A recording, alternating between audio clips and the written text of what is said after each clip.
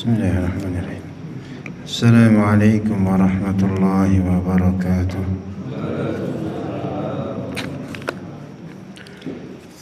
Innal hamdalillah nahmaduhu wa nasta'inuhu wa nastaghfiruh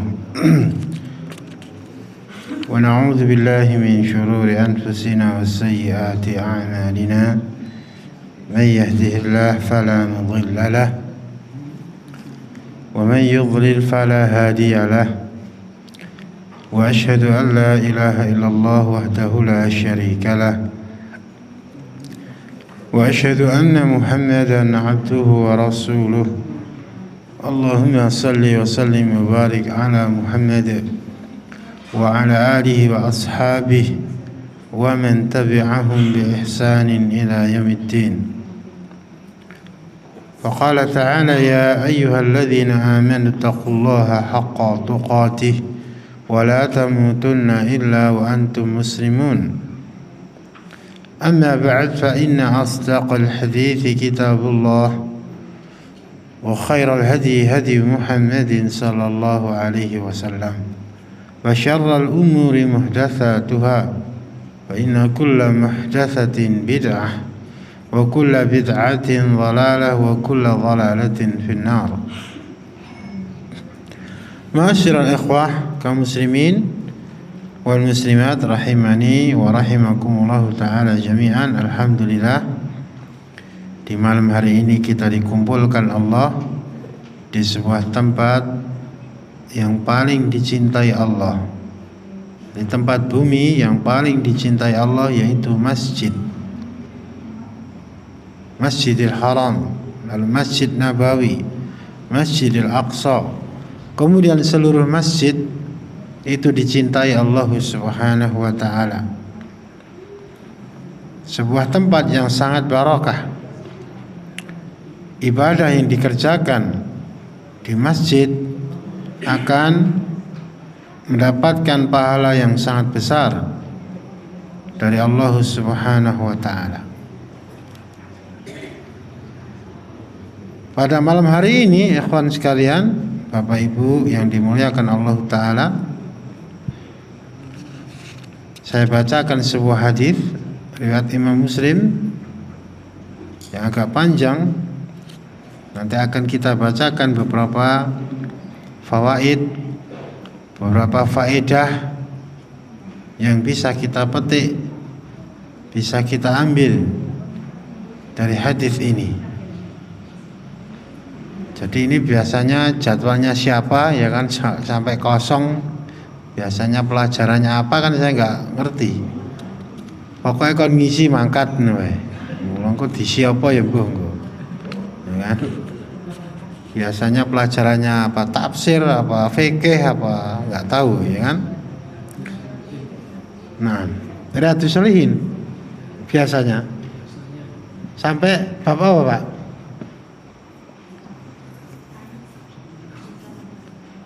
Nah, yang penting kita bacakan nanti faedah dari hadis ini. Mungkin ini juga sudah disampaikan dan tidak mengapa ilmu itu diulang-ulang. Innamal ilmu bittikrar.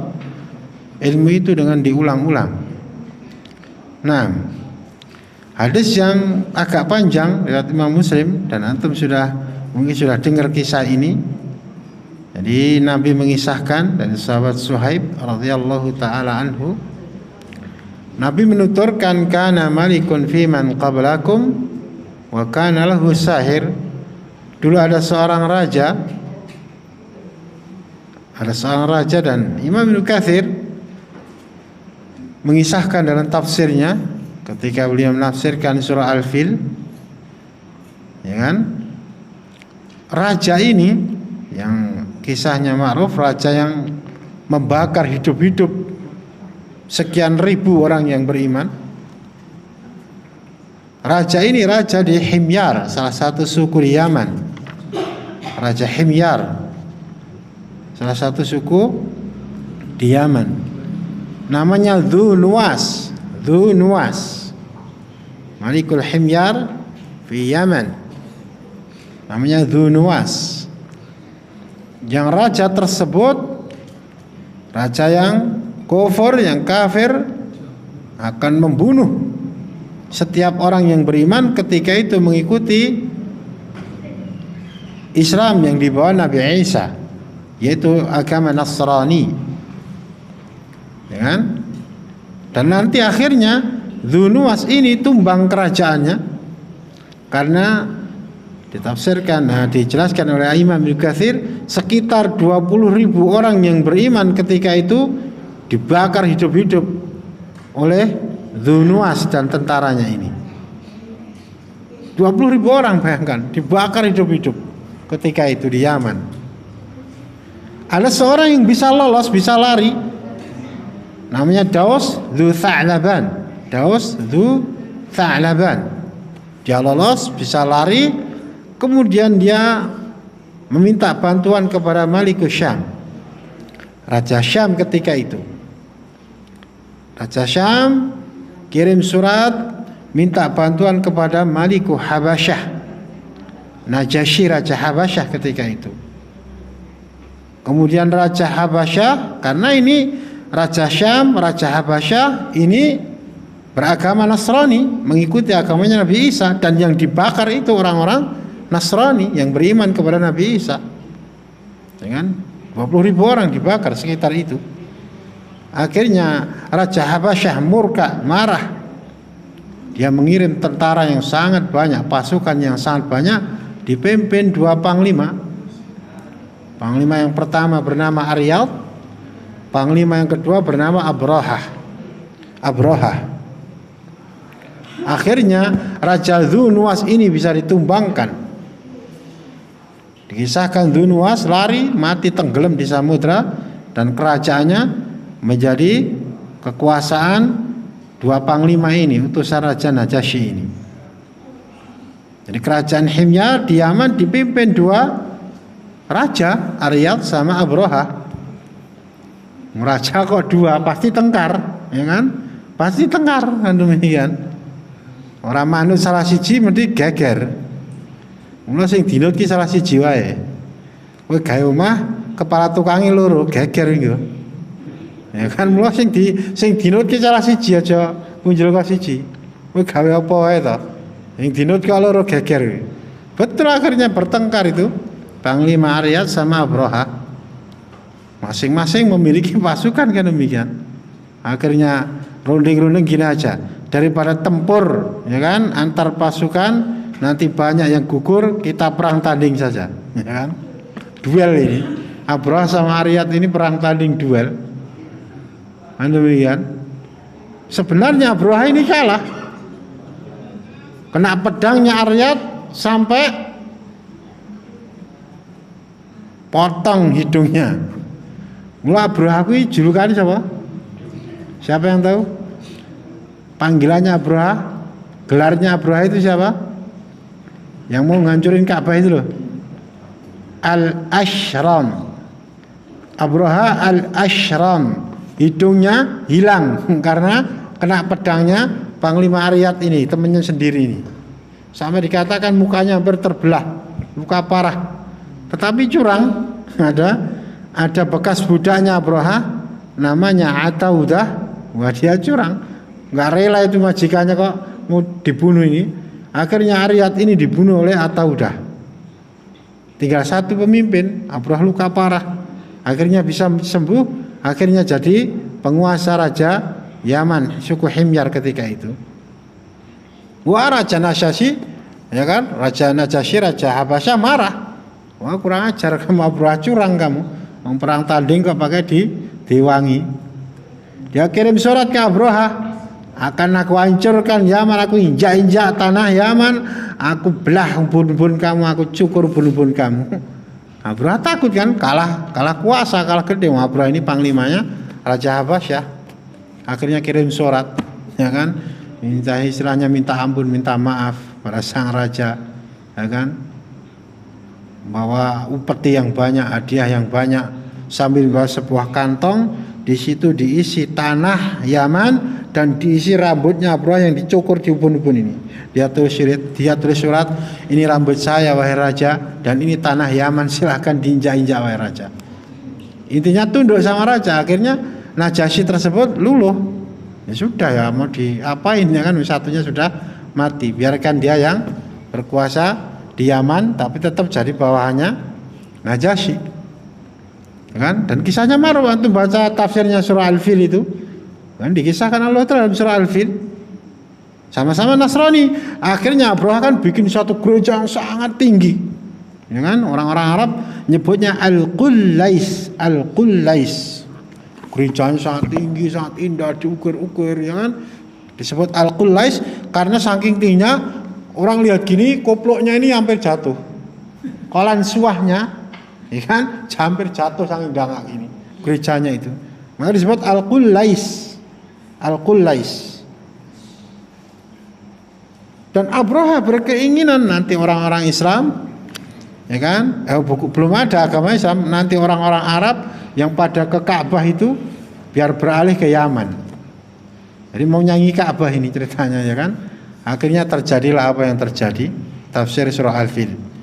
Ada orang Mekah ketika itu datang, dirusak, dikotori di situ, bahkan dalam satu riwayat gerejanya sampai terbakar, roboh. Wah, ngamuk, Abraha ngamuk, ya kan? Bawa pasukan yang sangat kuat, naik gajah yang sangat besar. Dalam satu riwayat bawa gajah 12 atau 8 gajah. Abraha naik gajah yang paling gede. Gajahnya Abraha siapa namanya? Namanya siapa? Berarti pelajarannya tafsir rong tekan nih, rong enek iki. Tafsirnya kalau surat Al-Baqarah berarti. Nah, Al-Fil rong tekan, ya kan? Al-Fil rong tekan, ya kan? Nah, naik gajah yang paling gede namanya Mahmud gajahnya itu. Nah, nanti dipelajari dalam tafsir ini, bukan pelajaran tafsir, ini sedikit kisah saja. Akhirnya terjadi apa yang terjadi. Abraha sama tentaranya hancur lebur. Bukan kalah sama orang, bukan kalah sama pasukan Quraisy, bukan. Kalahnya sama tayran ababil, burung-burung kecil yang bawa batu kerikil di atas kedelai, di bawah kacang. Ya kan? Mati. Dikisahkan Abraha ini matinya nggak di tempat. Dia kena lemparan itu masih bisa lari sampai pulang ke Yaman, ke Sana'a, mati pretel tubuhnya itu. Ada yang mengatakan dadanya hampir terbelah, jatuhnya keluar mati. Ada yang mati di situ, ada yang lari mati. Bahkan diriwayatkan ada yang masih hidup dari tentara Abraha tapi cacat parah, dia jadi buta, dia jadi cacat, ngemis, minta makanan. Aisyah masih sempat melihatnya. 50 hari setelah kejadian matinya Abraha itu, tentara gajah itu, Nabi lahir. Nabi Muhammad SAW lahir. Itu. Nah, ini di tahun Fil Nabi lahir. Itu pelajaran tafsir yang akan kita sampaikan faedah dari riwayat yang panjang ini, bukan pelajaran tafsir. Jadi ada raja, yaitu Raja Dzunwas tersebut, dia kafir. Rakyatnya disuruh nyembah dia. Dia punya tukang sihir. Tukang sihirnya sudah tua. Ketika sudah tua, tukang sihirnya lapor sama raja. Ya kan, ini qad kabirtu. Fab'ath ilayya ghulaman u'allimuhu sihra. Wahai raja, aku sudah tua. Carilah seorang remaja agar aku bisa menurunkan ilmuku, aku ajari ilmu sihirku. Fab'atha ilaihi ghulaman yu'allimuhu. Akhirnya sang raja mencari seorang remaja, ya masih 13 tahun sekitar itu, untuk diajari ilmunya. Ya, singkat kata, singkat cerita, ketika dia mau berangkat belajar sihir, di tengah jalan dia bertemu dengan seorang rahib Nasrani, yang ketika itu agama Islam, Nasrani itu. Dia mendengar ucapan ahli ibadah ini, kagum dia. Akhirnya setiap hari sebelum nyampe ke rumahnya tukang sihir, dia dengerin dulu nasihat pejangan dari ahli ibadah ini. Sehingga datang terlambat, dipukul. Nanti mau pulang mampir lagi, sampai di rumah terlambat lagi, dipukul sama keluarganya. Dia adukan hal ini kepada gurunya si ahli ibadah ini. Kalau saya terlambat ke rumahnya tukang sihir, saya dihukum. Nanti pulang terlambat lagi, dihukum lagi sama keluarga saya. Kata ahli ibadah itu, idza khasyita sahir faqul habasani ya ahli, wa idza khasyita ahlaka faqul habasani ya sahir. Kalau engkau takut dihukum tukang sihir, bilang aja, aku terlambat wahai guru karena ngurusi keluarga. Kalau engkau pulang terlambat, takut sama keluargamu, bilang aja, Aku terlambat karena masih belajar kepada tukang sihir. Ya kan, seperti itu. Setelah itu satu hari ada seekor binatang yang besar di tengah jalan yang menghalangi jalannya manusia. Tidak disebutkan binatang apa itu. Bahkan Syekh Utsaimin juga menerangkan tidak disebutkan. Akhirnya pemuda ini berkata, sekarang aku akan tahu. Ya kan? Al-yauma a'lamu as-sahir afdal amir rahibu afdal. Sekarang aku akan tahu. Tukang sihir itu yang lebih benar, yang lebih utama atau ahli ibadah itu. Kemudian dia mengambil sebuah batu, dia berdoa, Allahumma in kana amru rahib ahabba ilaika min amri sahir faqtul hadhihi dabah hatta yamdhiyan nas. Ya Allah, ya kan, kalau ajaran ahli ibadah itu lebih engkau cintai ya Allah daripada ajaran tukang sihir itu, bunuhlah binatang ini sehingga manusia bisa lewat. Faramaha faqatalaha wa madhan nas. Dilempar dengan batu, binatang tersebut mati. Akhirnya manusia bebas bisa lewat jalan tersebut. Fa'atar rahib, pemuda ini, remaja ini mendatangi gurunya ahli ibadah ini. Fa'akhbarahu, dia ceritakan kisahnya. Faqala lahu rahib, ahli ibadah gurunya ini berkata kepada dia, hai bunayya antal yauma afdalu minni, wahai anakku, sekarang kau lebih utama dariku. Qad balagha min amrika ma'ara. Aku telah melihat akan satu perkara-perkaramu telah sampai perkara yang tinggi. Wa innaka satubtala, engkau akan mendapatkan ujian yang berat wahai muridku. Fa in ibtulita fala tadulla alayya, jika engkau nanti mendapatkan ujian yang berat, kamu jangan bilang bahwa aku yang ngajari. Jangan tunjukkan seseorang kepadaku. Wa kana al-ghulamu yubri'ul akmah wal abrasa wa yudawin nasa min sairil adwa. Ya kan, remaja itu bisa mengobati orang yang bisu, orang yang kena penyakit belang-belang, kusta atau lepra. Bisa mengobati penyakit ini dan itu. Diobati dia dengan izin Allah sembuh. Fasami'a jalisu lil malik, jalisun lil malik kana qad amiya. Ada seorang pejabat raja Dzunwas tersebut yang dia buta. Fatahu bi hadaya katsirah. Dia mendatangi remaja itu dengan hadiah yang sangat banyak. Dia mengatakan, mahahuna laka ajmawi nanta syafaitani. Semua ini akan jadi milikmu wahai anak, wahai remaja, wahai pemuda, kalau engkau bisa menyembuhkanku. Lihat, pemuda ini berkata, inilah ashfi ahada. Aku tidak bisa menyembuhkan siapapun, seorang pun. Aku enggak bisa menyembuhkan seorang pun. Innama yashfi Allahu ta'ala, yang bisa menyembuhkan hanya Allah subhanahu wa ta'ala. Fa in amanta billahi ta'ala da'autullaha fasyafaka. Kalau engkau mau beriman kepada Allah, aku akan berdoa kepada Allah agar Allah menyembuhkanmu. Fa amana billahi ta'ala fasyafahu Allah ta'ala. Maka pejabat ini beriman kepada Allah, akhirnya Allah menyembuhkan dia dan dia bisa melihat. Fa'atal malik fajalasa ilahi kana kama kana yajlisu. Dia sembuh, sudah bisa melihat. Lalu seperti biasa, ya kan? Dia ngantor menghadap raja di kerajaan. Raja bertanya kepada dia, "Man radda 'alaika basarak?" Siapa yang mengembalikan penglihatanmu, yang menyembuhkan butamu? Qala Rabbi. Yang menyembuhkan aku Tuhanku, wahai raja. Wah, ngamuk raja ini, marah.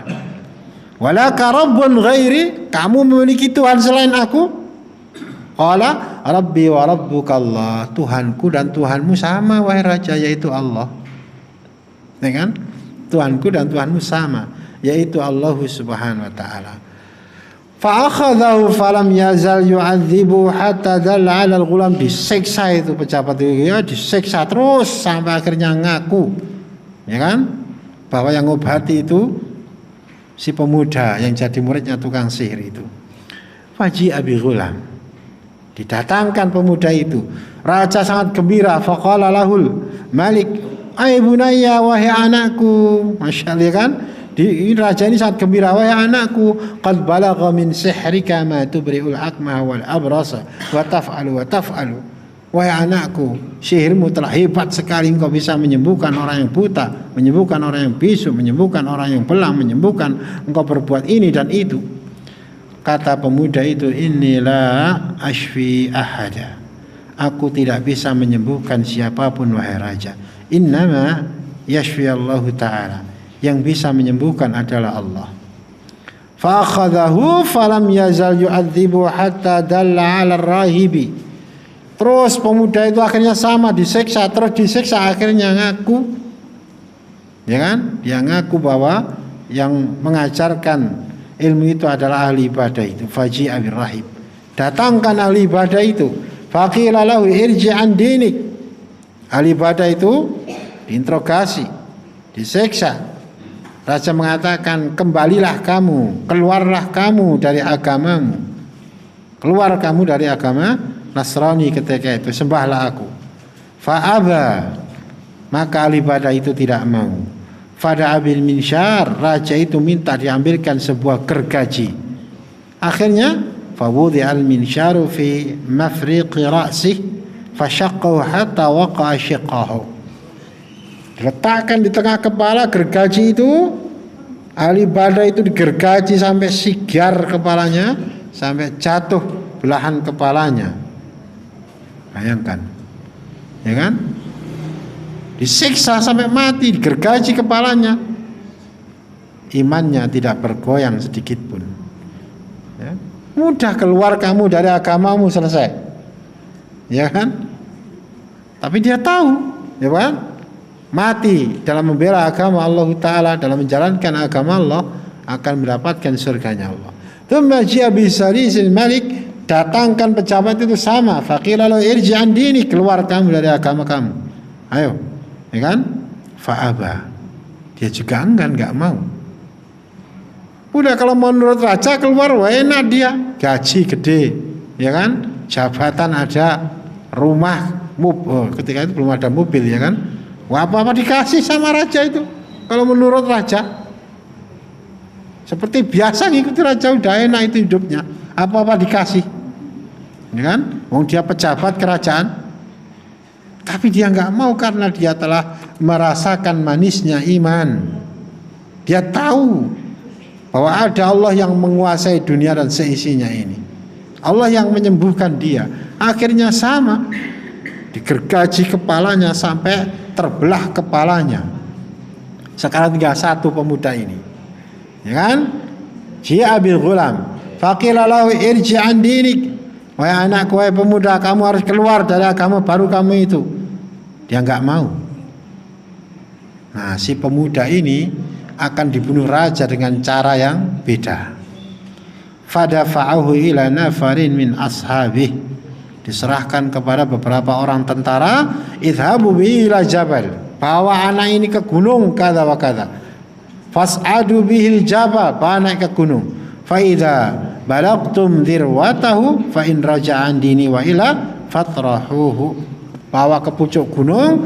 Kalau dia mau kembali kepada agamanya yang lama, bawa pulang, selamat, dapat jabatan, dapat uang, dapat harta yang banyak.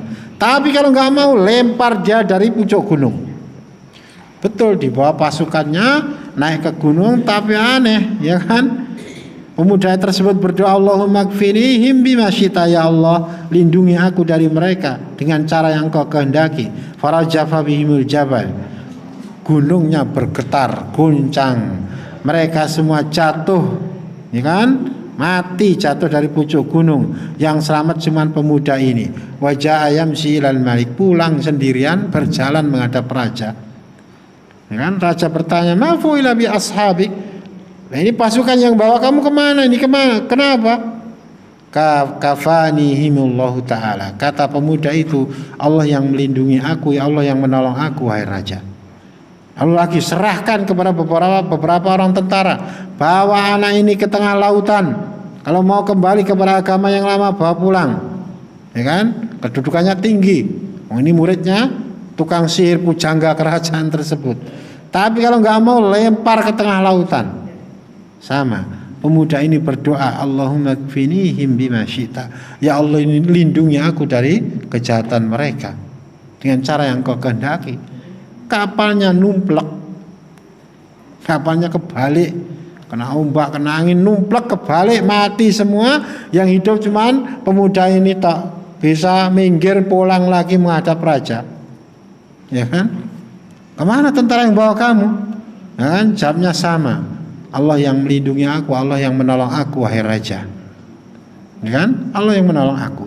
Kemudian kata pemuda itu, innaka lasta biqatili hatta taf'ala ma amuruka bih. Wahai raja, engkau tidak akan bisa membunuh aku, melainkan jika engkau mau melakukan apa yang aku katakan.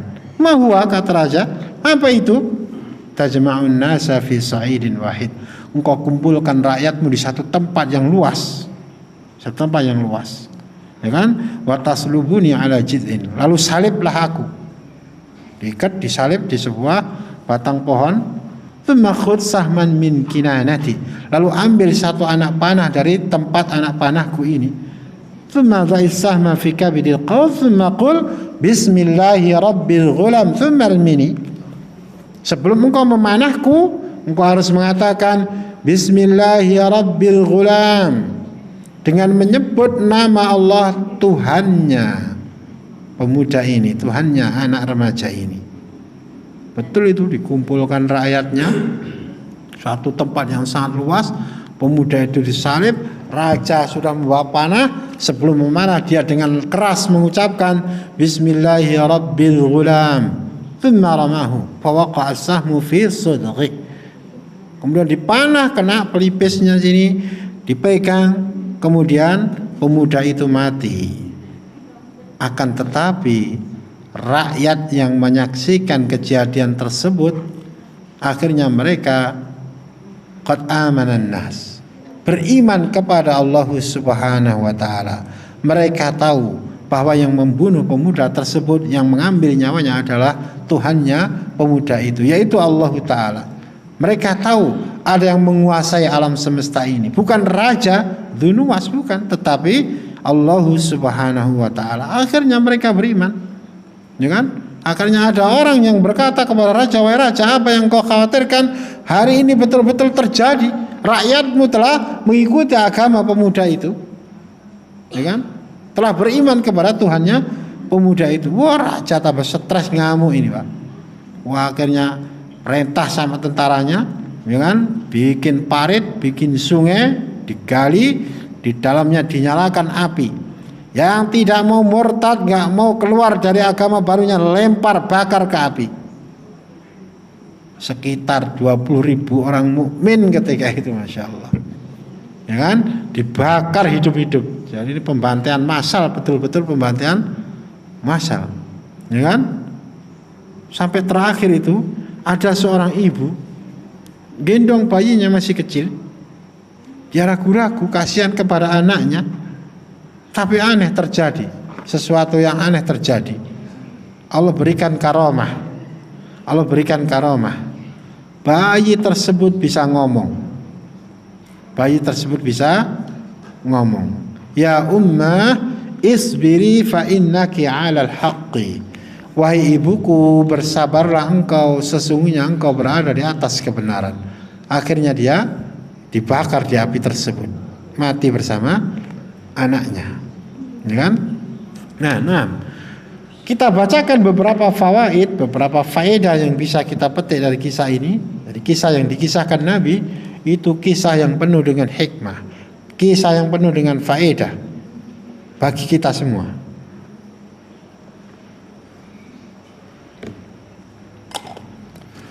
Pelajaran yang pertama dari hadis ini,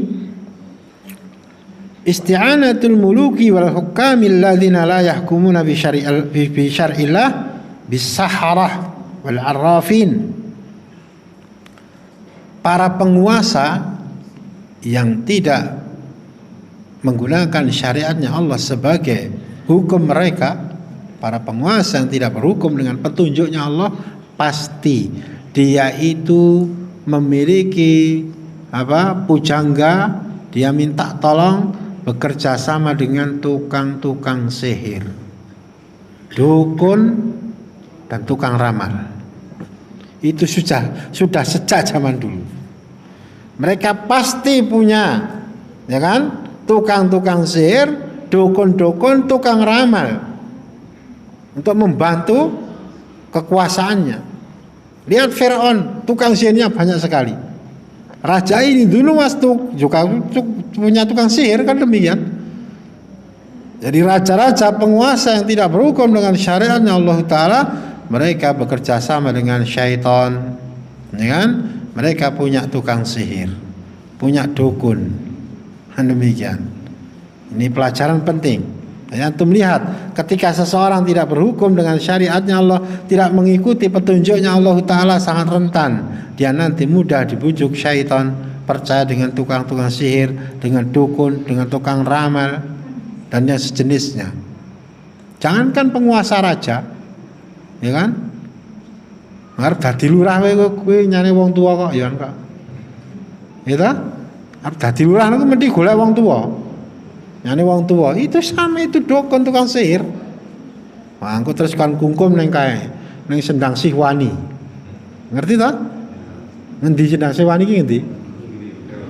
Krisa. Ya ta? Ngerti, aku ngerti. Ning wong ra enek iki. Ono daerah Loran kono. Ya kan? Seperti itu, pasti ngingu tukang sihir, ngingu dukun, ngingu tukang ramal dan yang sejenisnya. Nah, faedah yang kedua, ahlul fasad yabahatsuna amman yarithu fasadahum. Orang-orang yang rusak, orang-orang yang durhaka kepada Allah, orang-orang yang kufur, itu pasti akan mencari generasi untuk meneruskan kerusakannya, kekufurannya. Dan itu sudah dari zaman dulu, ya kan? Tukang sihir ini sudah tua, minta sama raja agar dicarikan murid untuk mewarisi ilmunya, mewarisi kerusakannya, mewarisi kekufurannya. Ini faedah penting. Jadi antum ini harus betul-betul waspada. Orang yang rusak itu nanti akan regenerasi, cari generasi untuk dididik meneruskan kerusakannya. Yang ahli syirik mencari generasi meneruskan kesyirikannya. Yang ahli bid'ah mencari generasi meneruskan bid'ahnya. Yang ahli kufur, ahli maksiat, dosa besar mencari generasi untuk meneruskan kerusakannya. Jadi antum jangan bilang, alah engko lak ditok ning engko lak mati dhewe lak entek. Tidak bisa, mereka mati ada tukulane, ada penerusnya. Karena mereka akan cari generasi, ya kan? Maka antum harus melawan, ya kan? Antum harus mentarbiyah, harus mendidik generasi yang ada di kampung antum biar tidak dibawa jadi penerusnya orang yang rusak ini. Lu kamu jangan tidur saja, harus bangun, harus berdakwah, harus mentarbiyah para pemuda yang ada di sekitar antum. Aja dikira kowe kira tanggung jawab berdakwah. Antum punya tanggung jawab, ya kan, terhadap generasi yang ada di bawahnya antum, di kampung antum. Lah nek gayam ya wong gayam, aja wong gayam kok terus serahke wong Toryo ki ora gathuk kuwi. Wong gayam kuwi urusane wong gayam. Pemuda kamu di sini ini tanggung jawab antum semua. Jangan rela anak-anak antum, generasi dibawa sama ahlul fasad ini, dibawa sama orang-orang yang rusak ini untuk meneruskan kerusakan mereka. Terus berdakwah, dan dakwah ini jalan pengikut Rasulullah sallallahu alaihi wasallam. Qul hadhihi sabili ad'u ila Allah ala basiratin ana wa man ittaba'ani. Surah Yusuf itu 108 itu. Katakan ini adalah jalanku.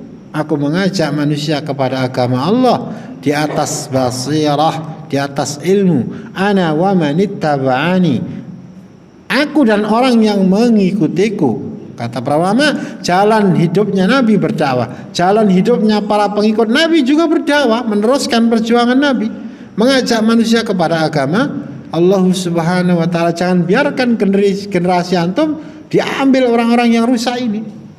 Jangan rela, karena ahlul fasad, orang yang rusak itu pasti akan cari pengikut, cari generasi, ya kan?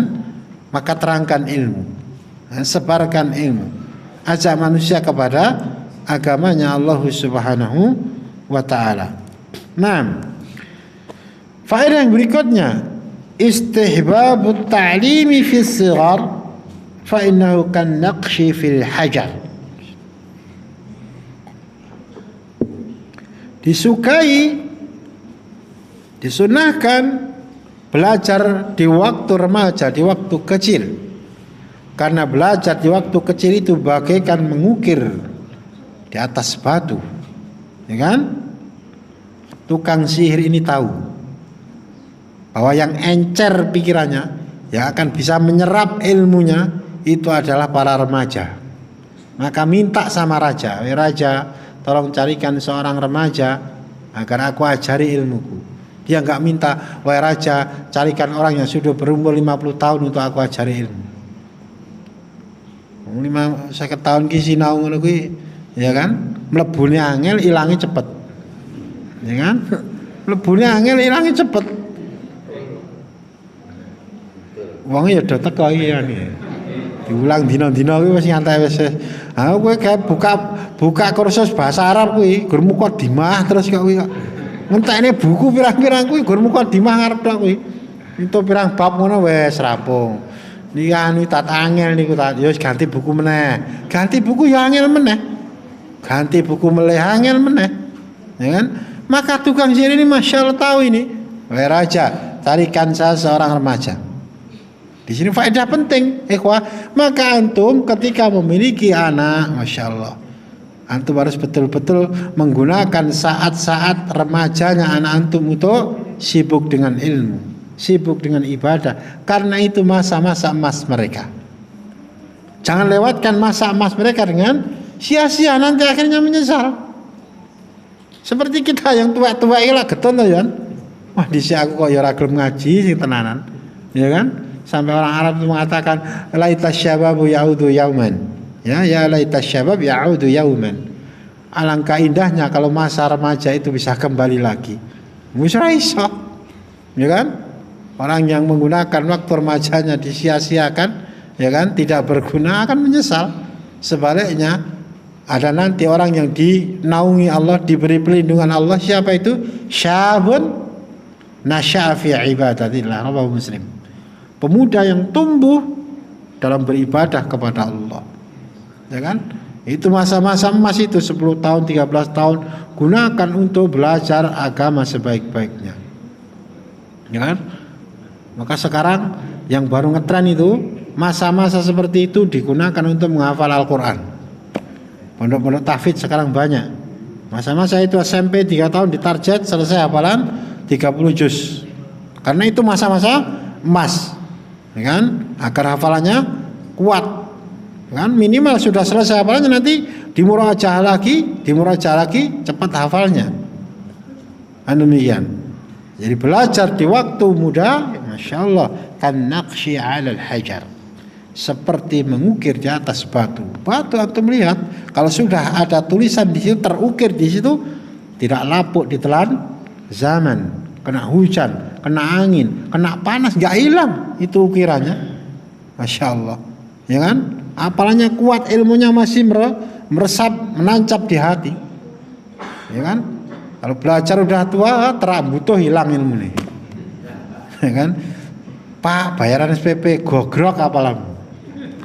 Tembungnya wah pranguti bojone hilang apalamu. Ya pokoknya masalah oke.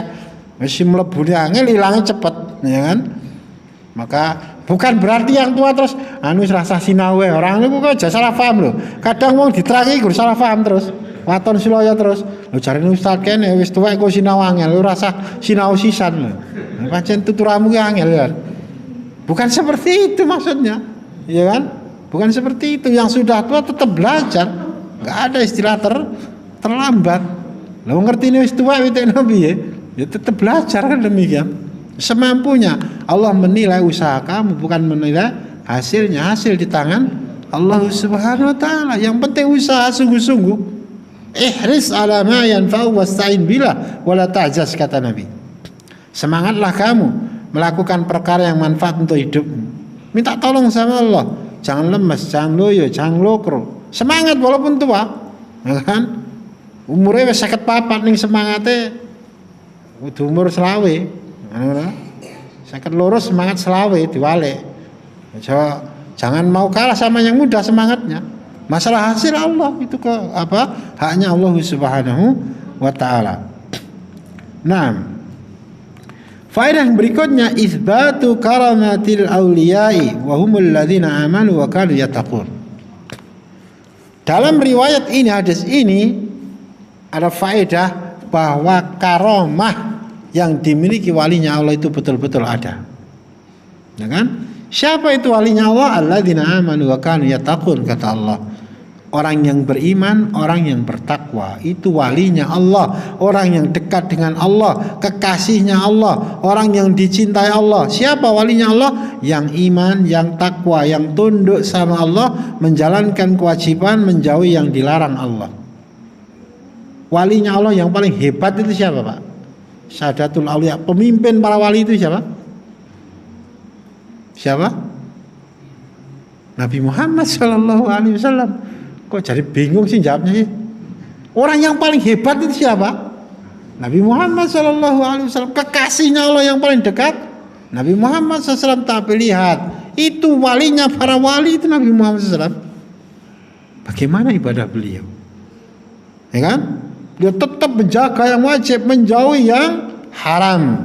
Dan demikian, hidup beliau penuh dengan ibadah, penuh dengan ketaatan. Itu walinya Allah. Setelah para nabi dan rasul, siapa walinya Allah? Para sahabat, Abu Bakar, Umar, Utsman, Ali dan yang lainnya. Mereka dijamin ahli surga oleh Nabi. Ya kan? Apakah mereka meninggalkan sholat? Tidak. Apakah mereka berani berbuat yang haram? Tidak. Itu walinya Allah. Kalau ada orang dikam ini walinya Allah, neng kok ora sholat, wali Allah kok ora sholat ki piye? Kuwi dudu waline Allah, kuwi waline setan. Kuwi salat ki lak bagianmu, iki kelasmu jemnya-jemnya kuwi wajib salat. Lah nek aku ki wis ora wajib salat, wah aku ki wis kelasé wis kelas tinggi kok. Nah, itu bukan walinya Allah, ya kan? Orang yang menjadi walinya Allah, dicintai Allah, itu alladzina amanu wa kanu yattaqun. Kalau berani melanggar larangan Allah, walinya Allah sobone turut kafe karo cewek. Nah, itu bukan walinya Allah, itu walinya syaitan. Walinya Allah itu menjauhi hal-hal yang diharamkan Allah Ta'ala. Nah, terkadang walinya Allah ini dikasih karomah. Kalau sesuatu yang luar biasa yang diberikan Allah kepada Nabi, itu namanya mukjizat. Lautan terbelah dengan tongkatnya Nabi Musa, itu mukjizat. Yo, apa enek sing iso ngesat laut ndang? Tak sedot diselepirang PK ndang. Ora iso sat laut kuwi, tapi dipukul dengan tongkatnya Nabi Musa terbelah, kering. Ada banyak jalan di situ. Itu namanya mukjizat. Rembulan itu pernah terbelah, Pak. Sigar jadi loro. Jadi dua, itu rembulan. Betul-betul terjadi. Iqtarabatis sa'atu wa syaqqal qamar. Dan surah Qamar, telah dekat hari kiamat, rembulan telah terbelah, kata Allah. Ketika itu orang-orang musyrik, kata Syekh Ibnu Utsaimin menerangkan, orang-orang musyrik minta ditunjukkan mukjizat, kan? Minta kepada Nabi agar Nabi menunjukkan mukjizat. Nabi menunjuk rembulan, rembulan itu terbelah menjadi dua, terbelah menjadi dua. Dan ada seorang suku di India, rajanya juga melihat, aneh, kok rembulannya jadi dua, ya kan? Raja India itu melihat, lama-lama cari-cari tahu, dulu kan belum ada HP, saya kan bisa teko, weh piye iki ndelok ora lang, dhisik ora ada HP, ya kan? Cari-cari berita-berita, lama ketemu ada seorang pedagang, beberapa kafilah pedagang dari Mekah bertanya, iya betul, itu dulu peristiwa terjadi, ya kan? Betul-betul rembulan itu terbelah menjadi dua. Dan itu bukan sihir. Kalau sihir itu cuma lokal, yang lihat cuma sing dihapusi kalau lah ini sampai di India melihat, ya kan? Itu rasulnya Allah Nabi Muhammad SAW. Akhirnya raja India tersebut masuk Islam dan rakyatnya masuk Islam. Itu dikatakan konon suku pertama yang masuk Islam di India. Kalau nggak salah suku Malabar masuk Islam. Rembulan telah terbelah.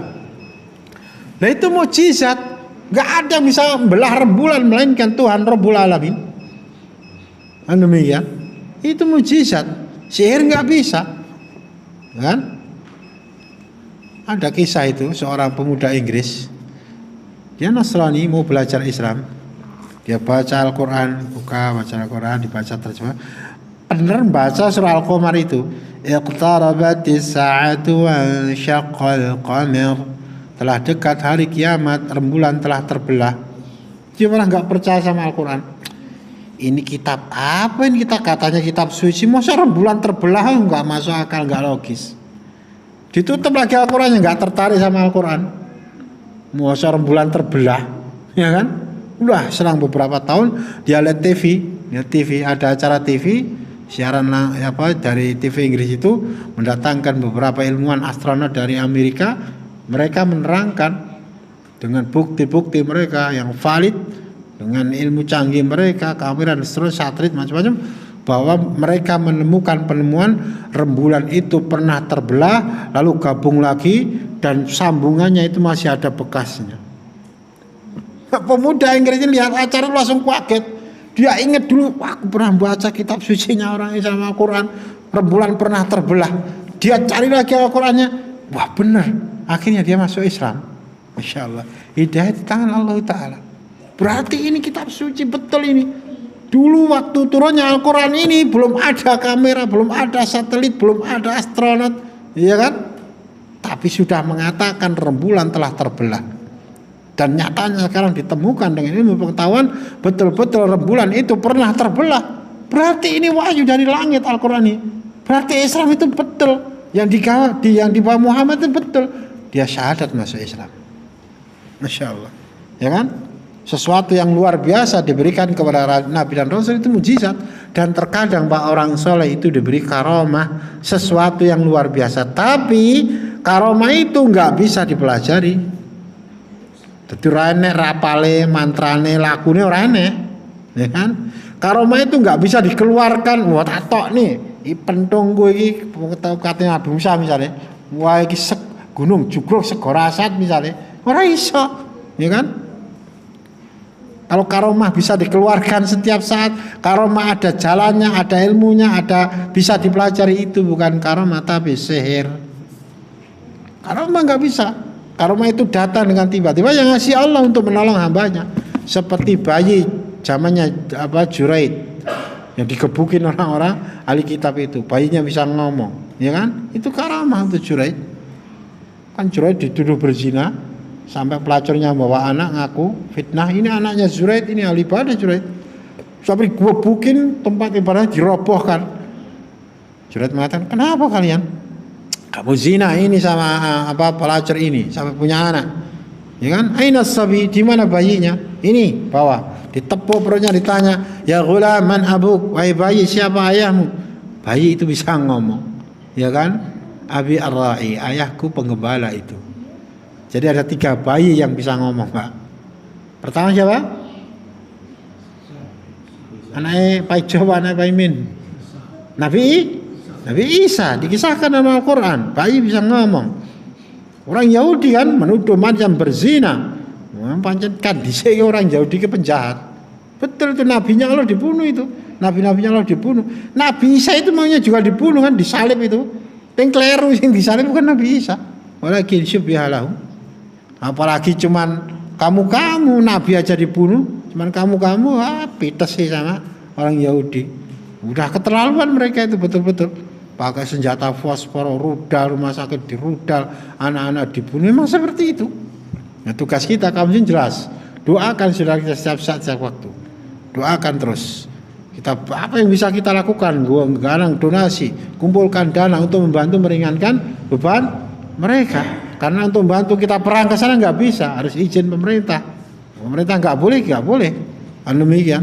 Ya, kumpulkan dana untuk membantu mereka.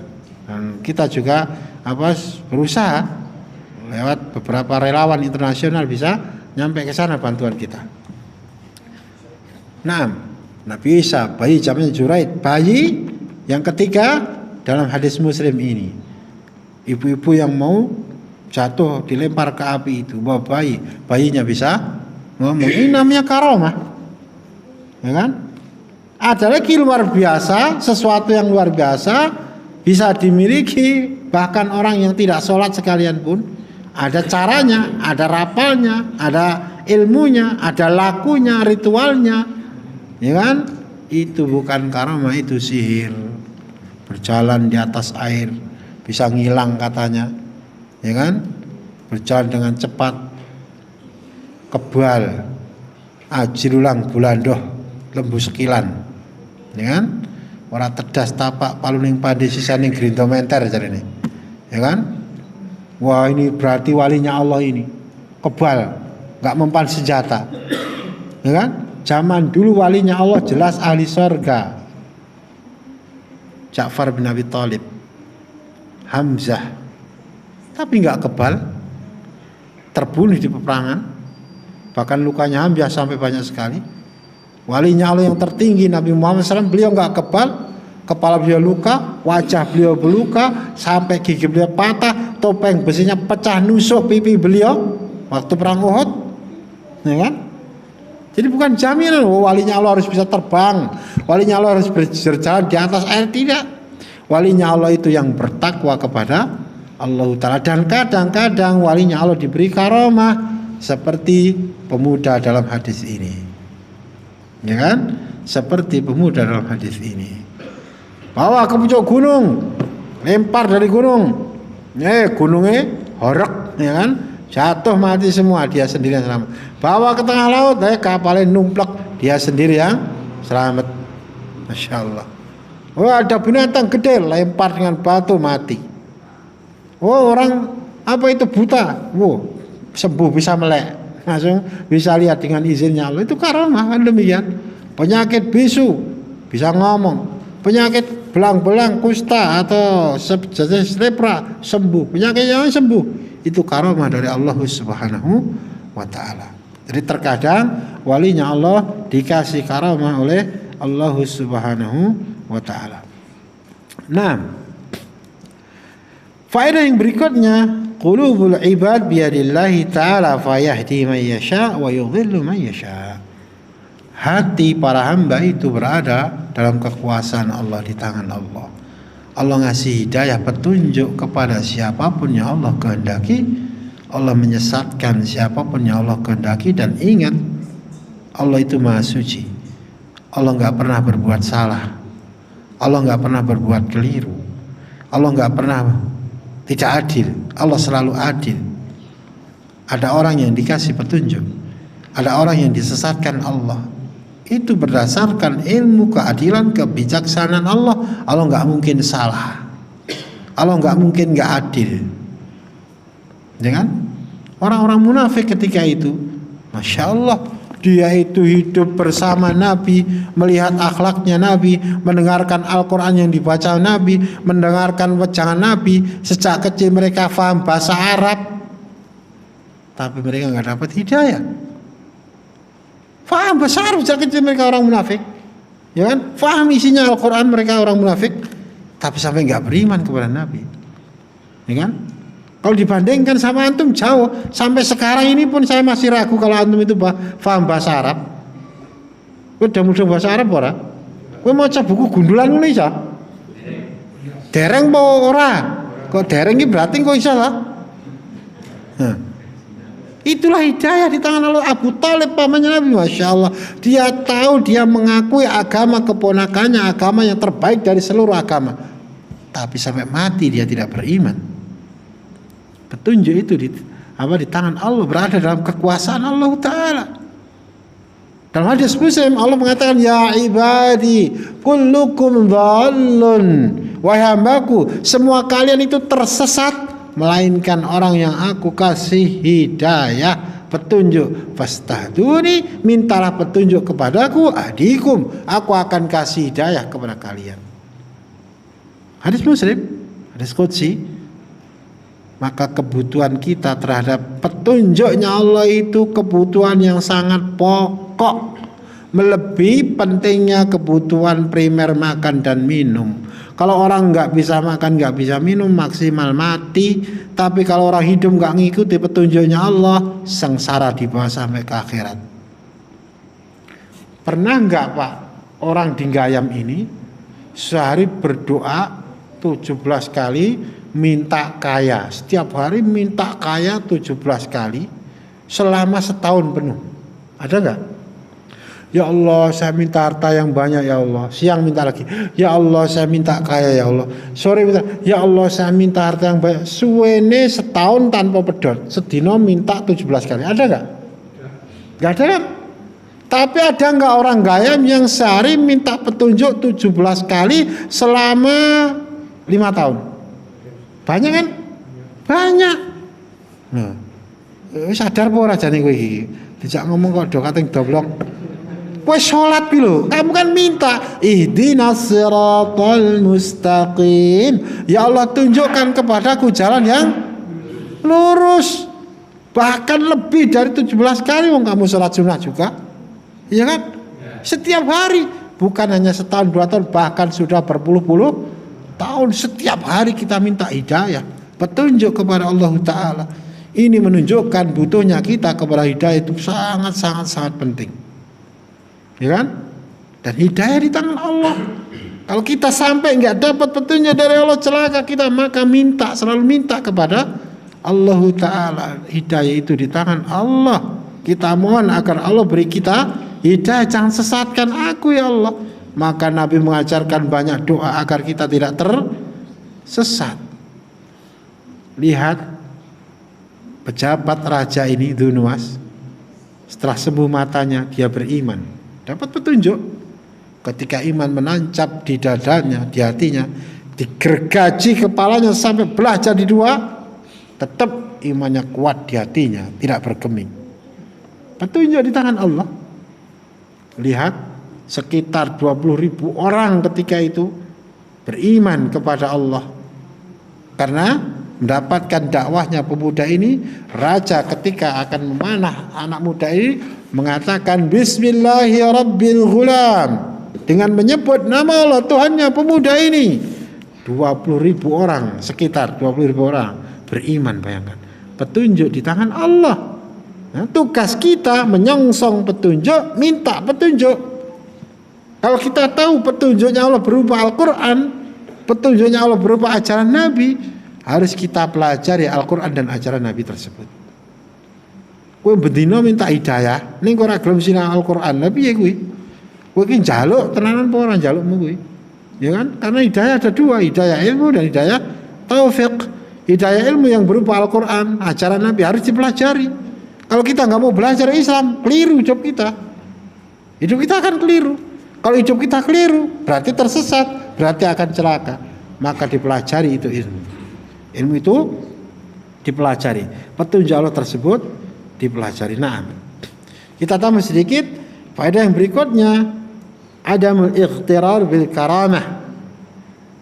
Tidak boleh kita itu sombong, tertipu ketika mendapatkan kelebihan karamah dari Allah. Seperti pemuda ini, masya Allah, tawadu. Wahai anakku, kata raja, wah ilmumu sudah jos, ya kan? Kamu bisa nyembuhin orang buta, bisa nyembuhin penyakit ini, bisa penyakit. Kata pemuda, tidak wahai raja. Saya nggak bisa menyembuhkan seorang pun. Yang menyembuhkan Allah. Bawa ke tengah laut, ya kan? Kapalnya numplok, dia yang selamat. Ditanya raja, apa yang terjadi sama pasukanku? Ya kan? Allah yang melindungi aku, wahai raja. Dia nggak so, wah aku kok orang nunggu, ya kan? Wah aku wong jas kok, ya kan? Mati kabeh tentaramu orang ngono. Tawadu pemuda ini, Allah yang menyelamatkan aku, wahai raja. Bawa ke pucuk gunung, selamat. Ditanya, Allah yang menyelamatkan aku, wahai raja. Jadi nggak boleh sombong, tertipu ketika mendapatkan kelebihan. Nggak boleh kita sombong. Pintar misalnya, ya kan? Duitnya banyak misalnya, ya kan? Jadi penguasa misalnya. Biasanya yang bikin orang itu sombong itu tadi, duit yang banyak, ya kan? Mungkin ditokeh ngomong kuwi kendel kok. Ya kan? Kadang sombong orang. Jangan. Semuanya harus kita kembalikan itu yang ngasih Allah. Itu harus jadi akidah kita, Pak. Semua ini yang ngasih Allah. Kita kembalikan semua itu yang ngasih Allah. Dalam hadis Muslim itu sampai Allah katakan, ya ibadi kullukum ja'i'un. Wahai hambaku, semua kalian itu sebenarnya lapar kecuali orang yang aku beri makan. Fastata'imuni at'imkum. Mintalah makan padaku, kalian akan aku beri makan. Semua kalian itu wahai hambaku telanjang, melainkan orang yang aku beri pakaian. Maknanya semua yang kita miliki itu yang ngasih Allah. Yang ngasih Allah. Kita kembalikan semuanya. Saya bisa punya duit, bisa punya mobil, punya rumah, punya kekuasaan, punya ini, punya itu. Semua yang ngasih Allah. Kan? Habis makan doanya gimana, Pak? Habis makan doanya gimana? Kita elingke terus. Maksudku doa apalno, doa amalno. Karena isinya itu luar biasa. Doa habis makan itu. Kata Nabi kalau habis makan baca doa itu diampuni dosanya.